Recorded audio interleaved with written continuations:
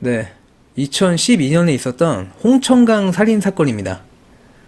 2012년 8월 6일 여름 휴가 시즌이 절정일 때 강원도 홍천강 상류에서 다급한 119 신고 전화가 걸려옵니다. 신고자는 43세 남편 이 씨였는데요.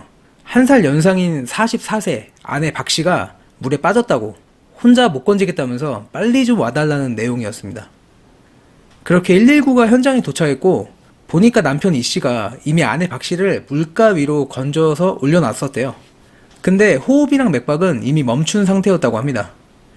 그래서 구급대원들이 어떻게든 살리려고 심폐소생술도 하고 제세동기까지 사용을 했는데 결국 아내 박 씨는 안타깝게도 사망을 하고 맙니다. 이 부부는 각자 딸을 둔 재혼 부부였는데요. 그러니까 이제 전 배우자 사이에 각각 딸이 있는 거죠. 사건은 이 부부가 10박 11일에 긴 여름 휴가를 떠났다가 홍천강 상류에서 텐트 치고 마지막 휴가를 즐기던 중에 일어난 거라고 합니다. 사고 장소인 홍천강이 원래 좀 익사가 잦은 곳이었대요. 일단 강바닥 자체가 진흙이 많고 자갈도 울퉁불퉁해서 발이 미끄러지거나 빠지기 쉬운 구조라고 해요. 또 강물 깊이가 처음에는 얕다가 이게 점점 들어가면 갑자기 어느 지점부터 성인 키를 훅 넘어가는 지형이라는데요. 거기에 여기가 물살도 워낙 세가지고 전에는 수영에 능숙한 래프팅 강사도 물에 빠져가지고 사망을 했었다고 합니다. 어쨌든 사망 사고라서 남편 이 씨도 경찰 조사를 받게 돼요. 이 씨는 아내가 원래 다슬기 잡는 걸 되게 좋아했었다는데요. 그래서 아마도 밤에 자기가 텐트에서 자고 있을 때 아내 혼자 다슬기를 잡으려고 깊은 물로 들어갔다가 사고를 당한 것 같다고 그렇게 진술을 합니다. 아내 박 씨가 숨진 물가 근처에 다슬기를 잡던 소쿠리도 놓여 있었대요.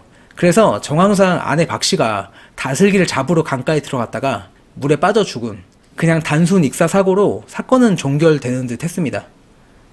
그렇게 아내 박 씨의 시신은 화장이 될 예정이었는데 갑자기 박 씨의 친딸 A 씨가 화장 직전에 이거 뭔가 잘못됐다고 사고의 진실을 밝혀야 한다면서 부검을 강력하게 요청을 해요.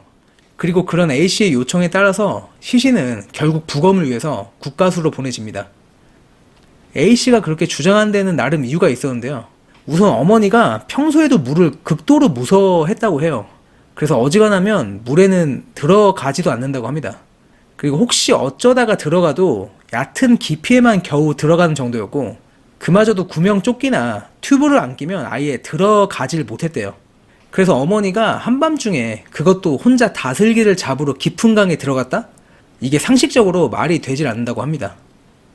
다른 이유는 새아버지 때문이었는데요. 어쨌든 사랑하는 아내가 죽은 거잖아요. 근데 장례식장에서 새아버지는 뭐 슬퍼하는 기색은 전혀 없었고 오히려 장례식장 안에서 대자로 누워가지고 계속 코만 골고 잤대요. 그리고 엄마 지인들을 장례식장에 절대 못 오게 하고 또 장례를 최대한 간소화하려고 한 것도 뭔가 좀 의심스러웠다고 합니다. 어쨌든 그렇게 부검을 했고 부검 결과 사인이 익사는 맞는데 피해자 몸에 미세한 상흔들이 여기저기 남아있어가지고 이게 단순한 익사 사고는 아니다 라는 분위기로 흘러갑니다. 일단 피해자 목 근육을 절개해보니까 뭔가의 압력으로 인한 출혈이 확인됐다는데요. 보통 이런 경우는 피해자가 살아있을 때 손으로 목이 졸렸다는 강력한 증거로 볼 수 있다고 합니다. 또 피해자의 얼굴이랑 눈에 미세한 빨간 점들이 여러 개 있었대요. 이거는 사람이 목이 졸리면 혈액 순환이 막혀가지고 산소 공급이 중단되면서 발생하는 질식사의 전형적인 소견이라고 합니다. 결정적인 건 이마랑 옆구리 그리고 양쪽 어깨뼈에서 다수의 타박상 흔적이 발견됐다는 거였어요. 이거는 피해자가 목이 졸리는 순간에 그 압박을 벗어나려고 발버둥을 쳤고 그때 가해자가 제압을 하려고 했을 때 생기는 피해자의 필사적인 저항의 흔적이라고 합니다. 결국 이러한 상흔들을 근거로 피해자가 물속에서 목 부위에 외력을 받은 상태로 호흡을 시도하다가 물을 흡입해서 익사한, 그러니까 목졸림이랑 익사가 동시에 일어난 타살이라는 부검 결과가 나와요. 그리고 이런 부검 결과랑 딸 A씨의 증언에 따라서 남편 E씨가 유력한 용의자로 떠오릅니다. 남편 E씨는 오랫동안 제과점을 운영했다고 해요. 근데 망해가지고 폐업을 하고 나서 최근까지 퀵서비스를 하면서 생계를 이어왔다는데요.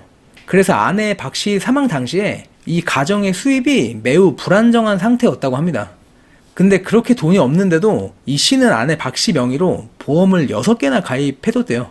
그리고 그렇게 6개의 보험을 유지하는데 매달 100만 원이 넘는 돈이 나갔다고 합니다.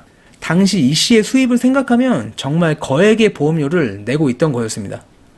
어쨌든 그 6개 보험에서 아내 박 씨가 죽으면 보험금이 6억 1,500만 원이나 나와가지고 혹시 남편 이 씨가 아내를 죽이고 보험금을 타려고 했던 게 아니냐라는 의혹을 받게 됩니다. 근데 이게 의심을 안 할 수가 없는 게 그때 남편 이 씨가 아내 박 씨가 사망하고 우울증으로 정신병원에 입원을 했었대요.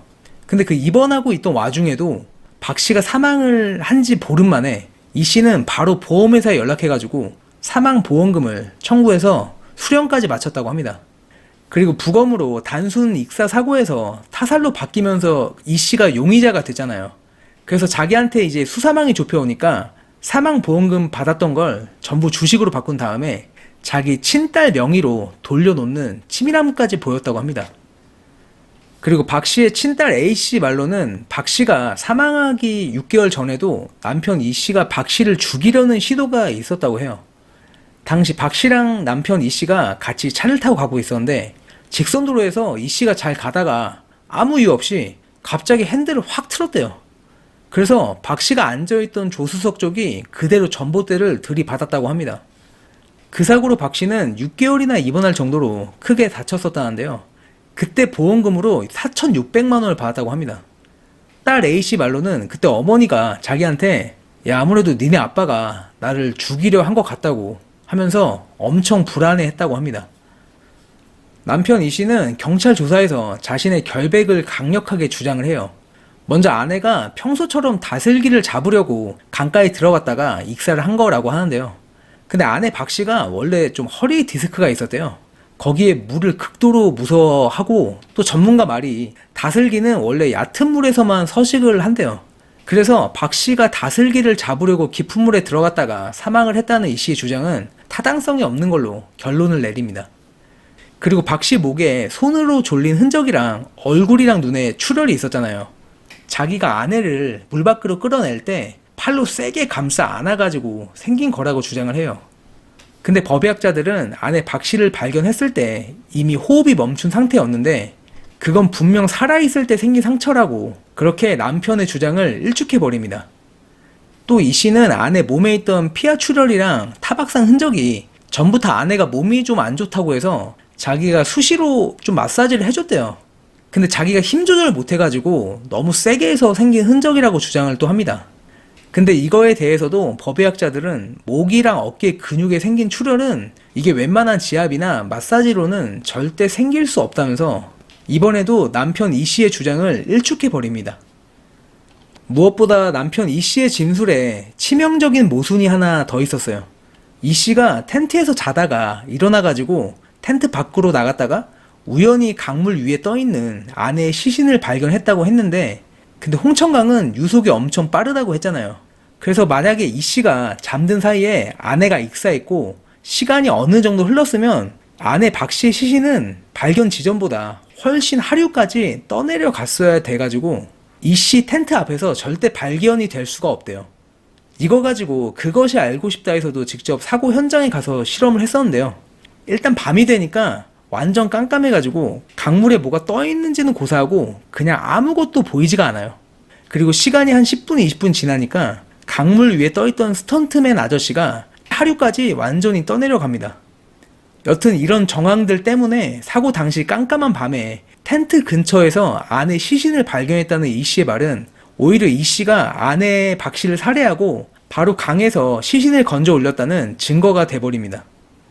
그리고 경찰이 아내 박 씨의 휴대전화를 복원하니까 박 씨가 사망하기 직전에 홍천강에서 남편 이 씨가 촬영한 46분 분량의 동영상이 있었대요.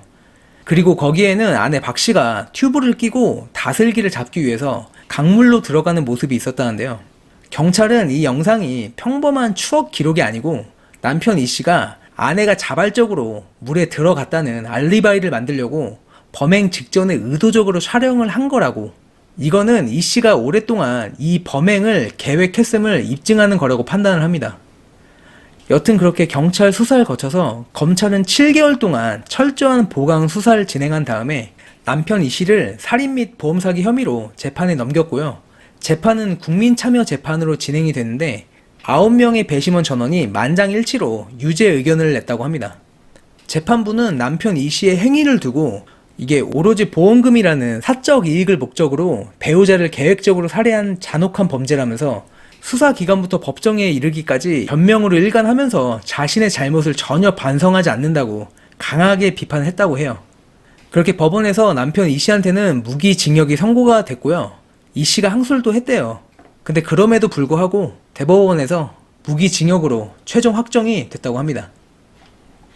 네, 저도 보험 관련된 일을 하는 사람으로서 확실히 이 보험이란 게 모럴 해저드라고 해서 범죄를 유발하는 가장 강력한 동기가 되지 않나 라는 생각을 간혹 합니다. 근데 그렇다고 보험 자체가 뭐 잘못됐다는 건 절대 아니고요. 이게 칼로 사람을 찔러도 사실 칼이 잘못한 건 아니잖아요. 뭐 그런 것처럼 이용한 사람이 잘못한 거지 보험이 무슨 죄겠습니까? 어쨌든 이런 사건들을 보면 세상에 참 나쁜 놈들이 많은 것 같습니다. 네, 처음으로 추리소설 말고 사건, 사고를 주제로 한번 해봤는데요. 사실 이게 전부터 해보고 싶었던 컨텐츠였는데 이게 쉽지는 않네요. 이런 거 보면 김원TV나 뭐 디바제시카 이런 분들이 참 대단하다는 생각을 다시 하게 됩니다. 네, 그래도 다음에 더 흥미로운 사건, 사고를 찾아가지고 더 재밌게 한번 만들어 보도록 노력하겠습니다. 몇 번 하다 보면 더 나아지겠죠. 네, 들어주셔서 감사합니다.